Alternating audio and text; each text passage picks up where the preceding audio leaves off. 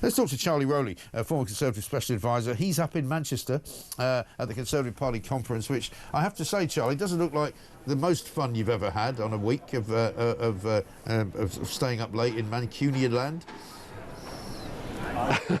This is the most fun I've had talking to you, and I'm delighted to do it on a Tuesday morning, because we've got Robert Jenrick's big speech today. All eyes on him, obviously. He'll be coming on your show, I think, a little bit later on. He is, yeah. And, you know, he'll be talking... Sorry, yeah, I was going to say, I'm told that that Kemi Badenoch was at 1922 committee meeting sort of party last night and was heckled when she said that she was doing the best she could. Somebody said, yeah, that's the problem. Yes, I'm afraid I wasn't invited to that party, so I wasn't there to be able to confirm that, but I had heard that.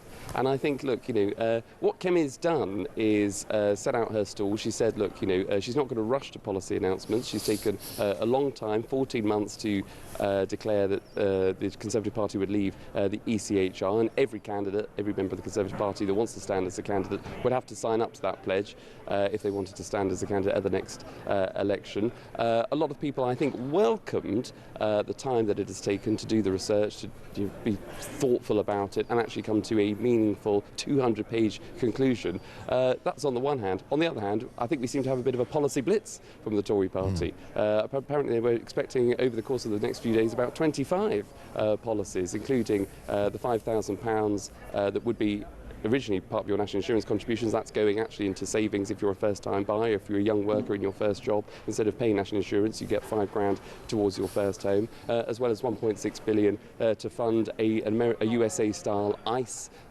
group of people that will be detaining and deporting 150,000 people a year. That didn't go down so well, I have to say, the people I've spoken to, because I think people feel a little bit unsure about 1.6 billion of spending when they're trying to be the party of fiscal responsibility, coupled with the fact that I think we already have those laws anyway. But people here at the conference seem to be prepared to give Kemi time, the benefit of the doubt. They want to hear from her again on Wednesday, and I think all eyes are really on the next elections, the local elections in May next year. I mean, it's not looking great for the Tories, is it? I mean, we saw, for example, this weekend, that Nigel Farage is now sort of everybody's favourite for Prime Minister. It used to be Keir Starmer with a 10-point lead back in March, but he's lost that. And it said, you know, Keir Starmer second, I think, on 34%.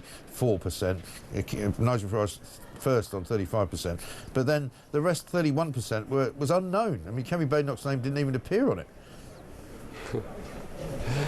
Yeah, and I think that's the problem. You know, you can't out-Farage Farage. You know, he's dominating the conversation. Everybody's dancing to his tune. He's leading in the polls because, you know, he's effectively saying what for a very, very long time the silent majority of Brits have been thinking. And that's getting tough on immigration, both legal and illegal. It's stopping those small boat crossings. It's actually shaking up the whole system. You know, right from the top of number 10 all the way through the civil service, into our institutions, into our courts, all the kinds of people that seem to be blocking the most obvious common sense approach, which is if you need to deport somebody, you just get on and deport them. But that always seems to be blocked by the courts if they're a foreign criminal, for example. If we're having people making that small boat crossings, coming into the UK, getting put into hotels, getting that £50 a week benefits, getting first of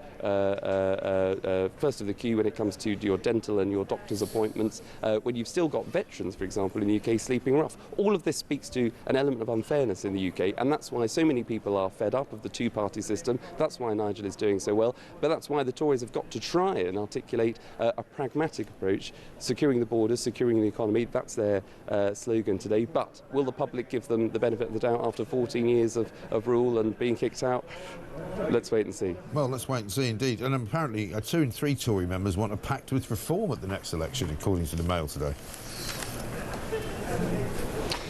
Yeah, and look, you know, there's a lot of sympathy for that. Look, when you've been in government for a long time, for 14 years, and you've got the almighty, you know, kicking, which happened in July last year. Obviously, you want to get back into government, and people are asking, look, can Nigel Farage really lead a majority? Will he get that magic number to lead a majority? Will it require a coalition? Could the Tories support him? That's what a lot of people here would want to see, to unite the right, but a lot of people in the Tory party might disagree. So it's all to play for, but everybody's dancing to Nigel's tune. Can Kemi turn it around?